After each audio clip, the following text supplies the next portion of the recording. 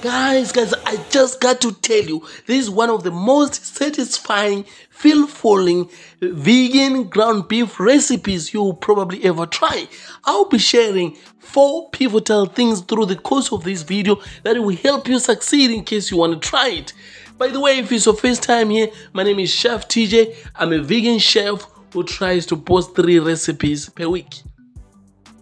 By the way, I'm using all-purpose flour, which has a very small percentage of gluten. If you are using whole wheat or a different type of flour, please note that the measurements are totally different. As of now, let's just stick to all-purpose flour. And before I say something about this food coloring, there is a secret that I think most people don't seem to know. Knead the dough for at least 15 minutes. You don't have to use your hands, you can use your machine. Look, I use my hands because it is exercise for me, it is therapeutic, it helps me think. It helps me think about my next recipe, and sometimes it depends how stressful I am. But anyway, this helps when you are washing your dough, because the more you knead the dough, the better it becomes when you are washing it. You don't want your flour to be all over the place, to be falling apart. You want your gluten to be easily coming together, and that's what is very important. Okay, so let's talk briefly about coloring. I used vegan powder food coloring. You're welcome to use beet juice and other means. I just preferred this particular one because I think it just works great. What you also notice is that by the time you are mixing your flour and your food coloring, you might not notice any change. When you put water, that's when you start seeing the change. You knead the dough, cover with the water, an hour. When you're washing it, that's when you start seeing now the bits and pieces of gluten coming together as the color strengthens. And please note that the color will change throughout the process until it comes to the right color that we are looking for. By the way, we're just making a white dough. Remember that is for fat. Very important. Let's make our fat now. Here, what's important is to stick to the measurements. I tried different ones and it did not work. Remember, here we want to make fat that can actually withstand the pressure of the heat. Right? It is super important. This is the texture. That's how it should look like. Now here, look at just look at this. Look at that. That is the power of patience when you just make sure your dough rests enough. So you're just gonna pop in there in the blender, blend it, and you'll see magic.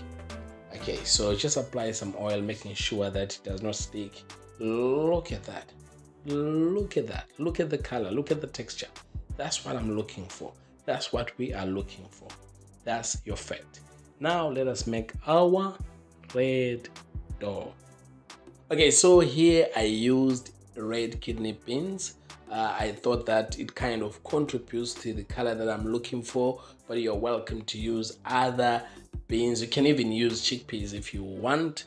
It also work. Look. One of the things that I love here is blackstrap molasses. If you taste it just on its own, it does have that umami thing in it.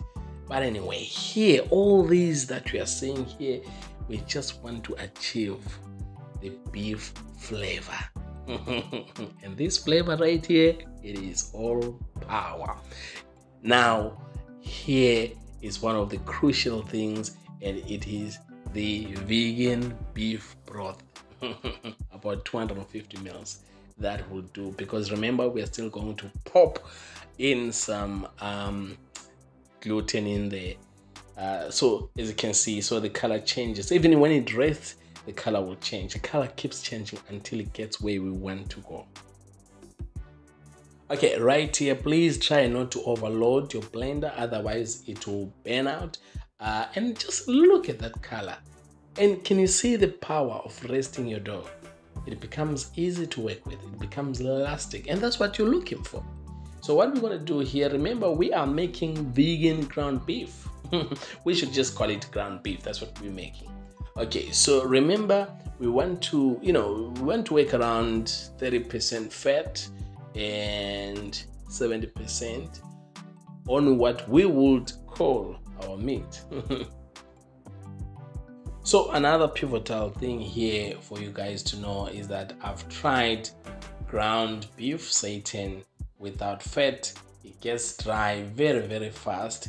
Even when you are cooking it gets dry. So fat is super important. It helps it to stay moist. It is super, it's playing a vital role in this thing. So it is very important. Can you see that red part when it rests? The color, as I'm saying, keeps on changing a bit. So you don't have to worry if right now the color is not where you want it to be.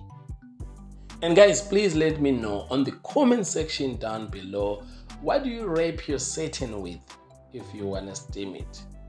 I really like to come up with innovative ways to avoid my food to be in contact with plastic, because I know that it's bad for us. Actually, not only that, it is also bad for environment. And you know, I will try by all means to avoid stuff like that. And even the foil, I used foil here. I'm sure we can find ways where we can avoid that. That would be great. If you have any suggestions, if you are using a different types of methods or materials, whatever, please let me know on the comment section. I'll really appreciate it. Oh, and by the way, where are you watching from? I would really love to know. And also, what is your most favorite dish in your culture that you would like us to veganize next? And if you have not subscribed yet, I suggest you do. And don't forget to hit the notification button, because the next dish might be your favorite. Yeah, so here is it's really a pity that I'm not going to eat these leaves. But as I peel this thing, the aroma is just wonderful. And you'll see that the color is also strengthened even further. Look at that red. Look at that red. Look at it's just power. And as I mentioned before, that it gets dry super quickly. So this is just oil with a bit of smoked paprika. It does make it different with the flavor and also with the color. Just look at that. Pop it in the oven for 30 minutes and bingo. Now we have to rush to the local butcher, and please do not worry, there won't be any cross-contamination because I'll wash their tools. Look at what is about to happen with this thing. This is when it is from the oven. Look at the magic now. And you will see why it's super important that you actually mix the fat with it. You cannot cook this fat separate. You see, that's what you want. Look at that fat. Look at it. That's exactly what you're looking for. That is power. Okay, say hi to my daughter Traveling, who wants to learn everything and could not be left behind. Just look at that. Just look at that. What I also advise you guys here is just, if you're a family of 2, 3, 4, whatever, portion accordingly and put in the freezer right away. What I've also realized with this is that it gets off very easily, probably because of the fat. But look, I'm working around it to kind of prolong its life. This recipe is still fresh, so I'm still working hard on it to make sure it's super perfect.